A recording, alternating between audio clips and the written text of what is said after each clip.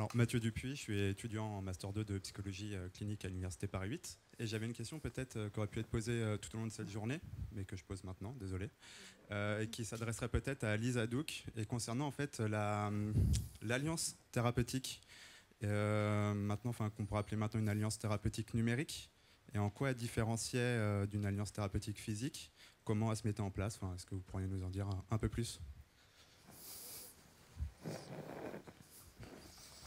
Oui, oui, merci pour cette question. Alors effectivement, je pense qu'il y a des modalités particulières dans l'établissement de l'alliance thérapeutique à distance.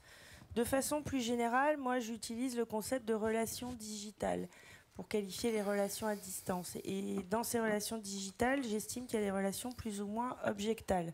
Je parlais tout à l'heure d'une dimension narcissique, alors là on rentre dans du jargon un peu psycho, mais effectivement c'est comme s'il y avait deux polarités, si vous voulez, une relation d'objet, même si l'autre est à distance, et une relation où l'autre n'existe plus, où il existe moins, où on est un peu plus seul avec soi-même, voire où on se met en image, vous voyez, face à un public anonyme. Et là, je pense peut-être plus aux réseaux sociaux, qui pour moi sont les héritiers directs de la télé-réalité. De toute façon, on n'est pas dans quelque chose de totalement nouveau.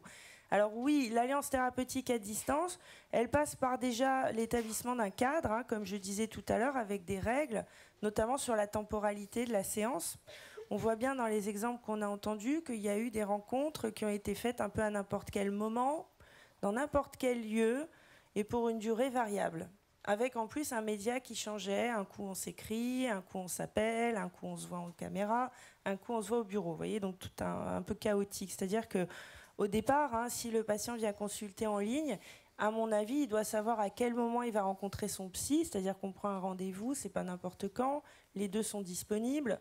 Combien de temps ça va durer, combien ça va lui coûter, où vont aller ses données. Voilà, en gros, je veux dire, il faut que ça soit clair parce qu'il faut aussi se dire qu'on a une génération d'utilisateurs qui arrive, qui est déjà là d'ailleurs, qui sont des natifs de l'ère digitale et que ces questions-là, si vous voulez, ils vont se les poser, mais automatiquement. Pour nous, on est en train de débattre et tout, mais dans 20 ans, cette question des données, elle sera fondamentale. N'importe quel utilisateur va se demander où vont aller ses données privées. Donc il faut être clair avec ça, il faut être transparent. Et je pense qu'il faut expliquer aussi à son patient que voilà, il y a des règles. C'est-à-dire qu'en dehors du temps de la séance, moi par exemple, je ne communique pas avec mes patients. Voilà. Alors après, il peut y avoir, vous voyez, des chats qui sont proposés par certains psys, qui sont disponibles 24 heures sur 24.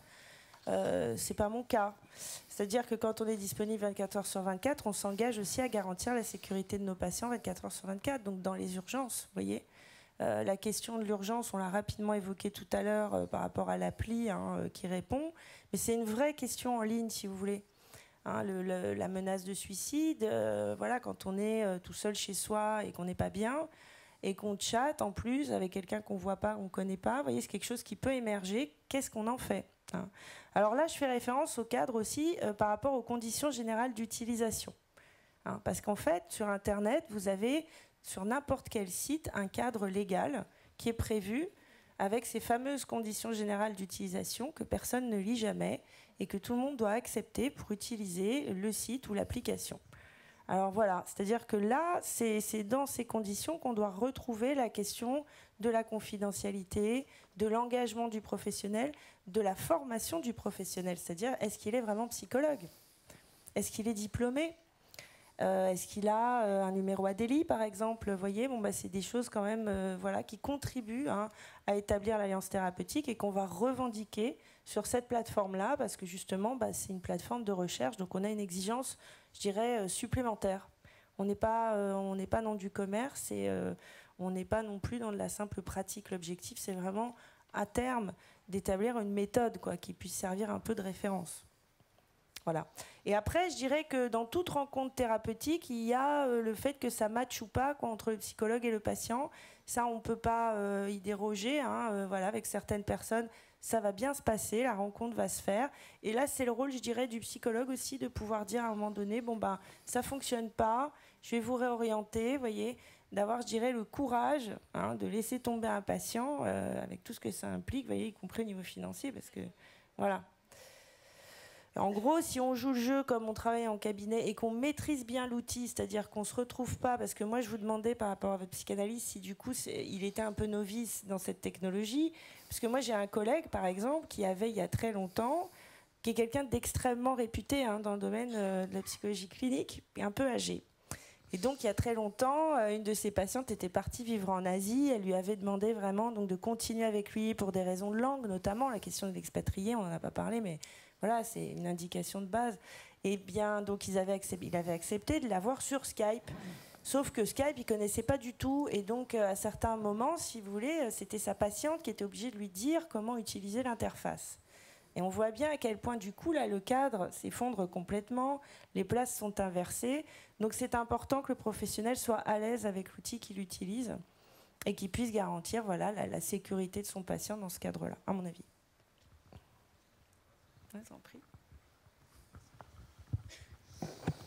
J'avais une question aussi pour vous, Lisa. Oui.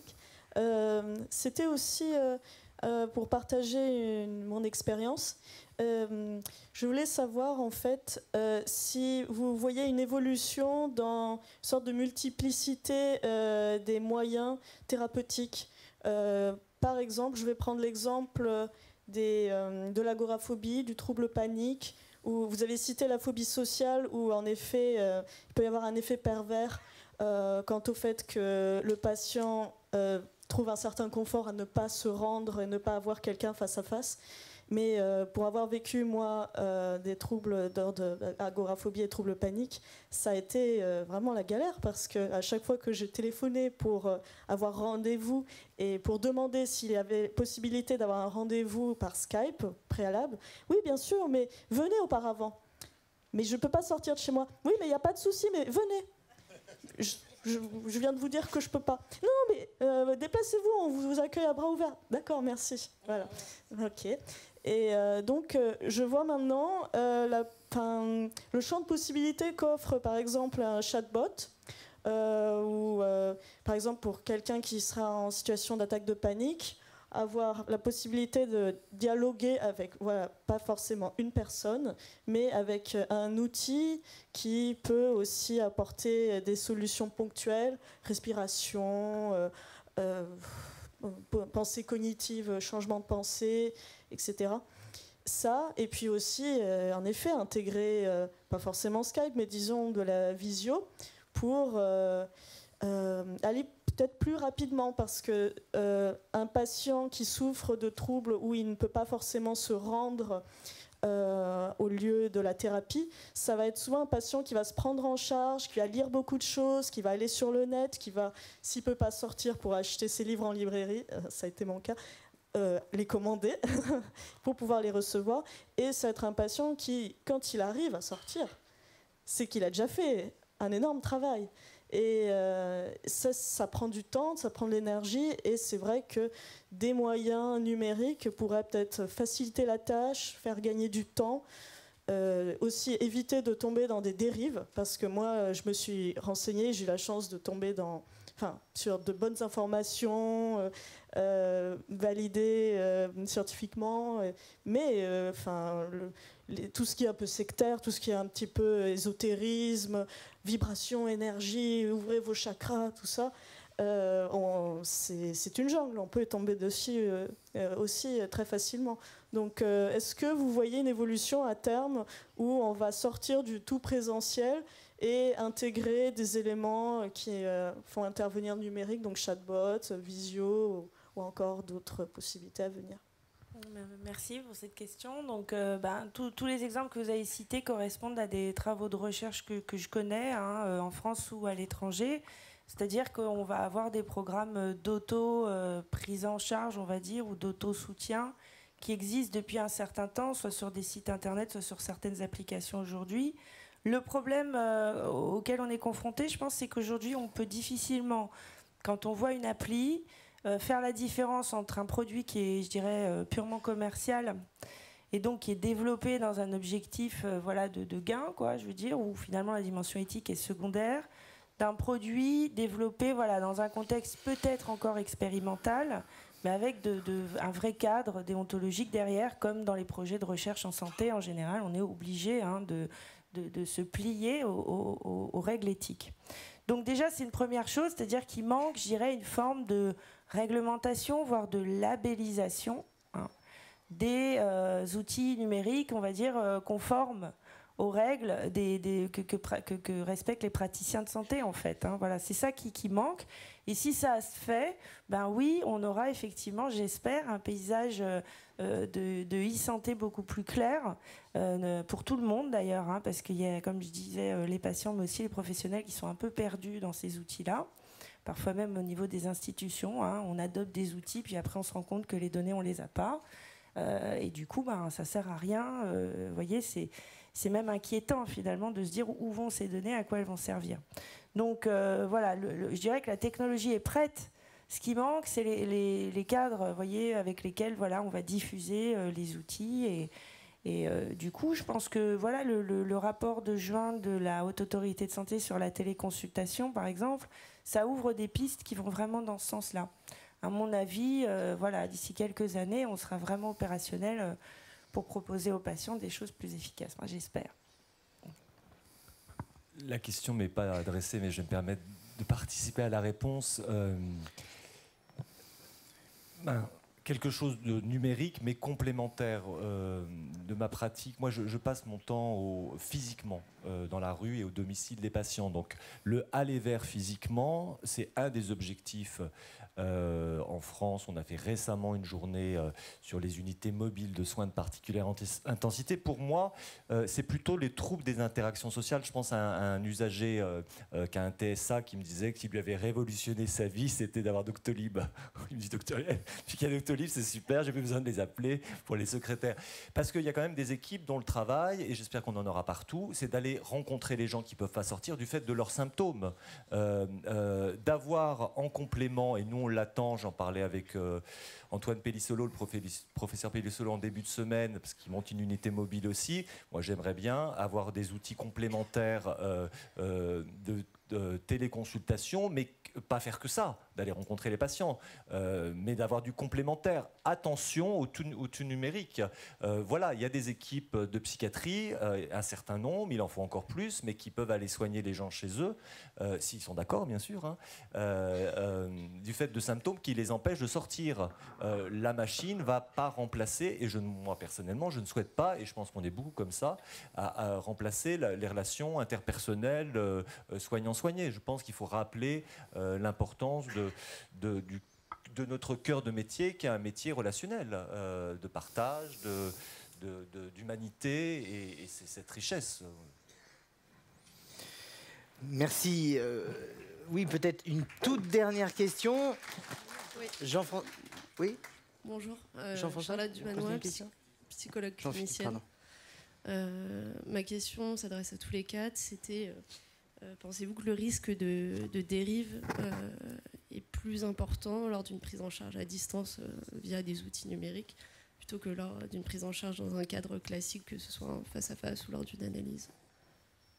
Écoutez, je pense que le risque de dérive existe dans les deux cas, mais qu'il y a moins de cas déontologiques sur les outils numériques à l'heure actuelle, et que dans ce cadre-là et dans le cadre des données qui peuvent partir aussi un petit peu n'importe comment, le risque est peut-être plus grand sous la forme numérique.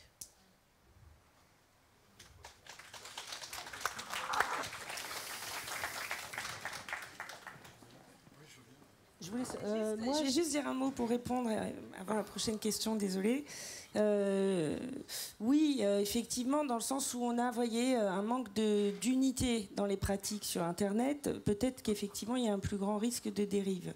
Mais après, le côté des... Enfin, je veux dire, l'exemple qu'on a eu là avec votre témoignage me renvoie à des pratiques qui auraient pu être transgressives en cabinet. Il y a des professionnels de la santé mentale qui font des choses bizarres en cabinet. Vous voyez ce que je veux dire? Donc voilà, peut-être qu'Internet, comme dans toutes les relations sur Internet, si vous voulez, il y a une dimension qui se rajoute, qui est celle de l'anonymat, encore une fois. C'est ce que vous décrivez quand vous parlez du grand groupe. Mais après, voilà, c'est vraiment le professionnel qui va, avec son bon sens, je dirais, choisir aussi les outils adaptés. Mon inquiétude, c'est que est-ce que l'Internet ne risque-t-il pas de freiner le développement de la médecine ordinaire, qui pour l'instant, on n'a pas assez de praticiens et tout ça. Est-ce que le fait qu'Internet se développe, est-ce que ça ne va pas inciter à justement ne pas rattraper le retard? Professionnels disparaissent, donc est-ce qu'on va les remplacer par des machines? C'est une vraie question. Je n'ai pas la réponse parce que je ne vois pas l'avenir, mais je pense que les outils numériques, si vous voulez, ne représentent pas une menace en soi. C'est-à-dire que, comme vous me disiez mon voisin, on est des métiers qui s'inscrivent dans la rencontre, dans la relation, particulièrement en psychothérapie. On ne peut pas faire l'impasse là-dessus, hein. Et le robot, si vous voulez, il est autonome. C'est-à-dire qu'on ne peut pas vraiment comparer, par exemple, un robot qui soigne avec une consultation en visio, avec un vrai humain qui est au bout de la ligne, vous voyez, qui est sur l'autre écran. Parce que là, il y a deux humains qui communiquent, tandis que dans le premier exemple, c'est une machine avec un humain. Mais je crois que cette question, elle ne s'envisage pas de la même manière selon les spécialités. J'allais dire, on casse beaucoup de grains sur les psychiatres, souvent. Vous avez plutôt une chance que la question, elle se pose à des soignants en psychiatrie. Il y a des spécialités où le rapport à la technologie va être beaucoup plus fascinant. Et on peut craindre, je pense par exemple, j'ai rien contre les cardiologues, d'ailleurs il faudrait que j'aille en avoir un. Ils travaillent beaucoup déjà et depuis longtemps avec de la santé à distance numérique. Je pense qu'en psychiatrie, même s'il faut qu'on soit vigilant, on a quand même des gens qui ont été formés à la relation humaine. Voilà, même si les plus jeunes ont une autre, ont pas traversé la même histoire, mais c'est quand même avant tout le cœur de notre métier. Donc je pense que s'il faut qu'on soit vigilant, et c'est ce que je répète un peu, je pense que la question se pose pas de la même manière que dans d'autres spécialités où déjà le numérique, les outils thérapeutiques numériques, pour être précis, sont beaucoup plus présents.